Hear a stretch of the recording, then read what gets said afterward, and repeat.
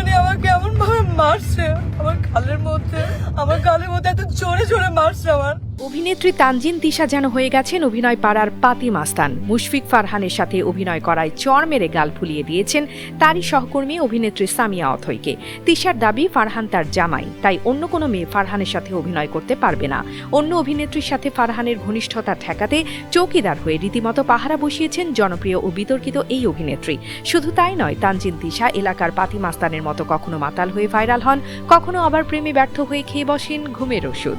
রয়েছে শাড়ি নিয়ে টাকা পরিশোধ না করার মতো অভিযোগ। সেসবের পর এবার নিয়েছেন চৌকিদারের চাকরি। কথিত জামাই ফারহানের সাথে অভিনয় করায় মেরে রক্তাক্ত করেছেন সহ অভিনেত্রীকে। এর আগে মুশফিক ফারহানের সাথে প্রেমের সম্পর্কে ঝামেলা লাগায় ঘুমের ঔষধ খেয়ে হাসপাতালে ভর্তি হয়েছিলেন তিশা। পরবর্তীতে ফারহানের সঙ্গে অভিনয় না করার জন্য থ্রেট দিয়েছিলেন কেয়া পায়েল সহ আরও কয়েকজন অভিনেত্রীকে।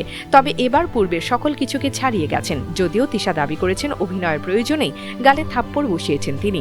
তানজিন তিশার নাম জড়িয়েছিল আরেক বিতর্কিত অভিনেতা শরীফুল রাজের সাথে। রাজের আইডি থেকে ফাঁস হওয়া এক গোপন ভিডিওতে মদ্যপ অবস্থায় ধরা পড়েছিল তিশা।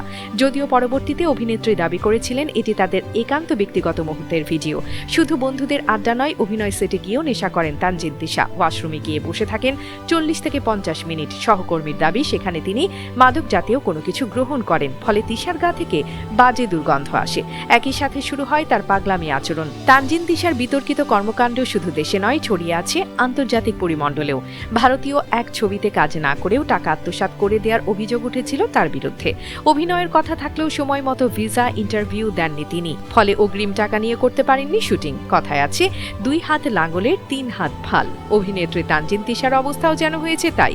সারা বছর অভিনয় নিয়ে যতটা না প্রশংসিত হন, তার চেয়ে বেশি আলোচনায় থাকেন নানা ধরনের বিতর্কিত কর্মকাণ্ড নিয়ে। দিন যত যাচ্ছে বাজারের লিস্টের মতো লম্বা হচ্ছে তিশার এসব বিতর্কিত কাজের তালিকা।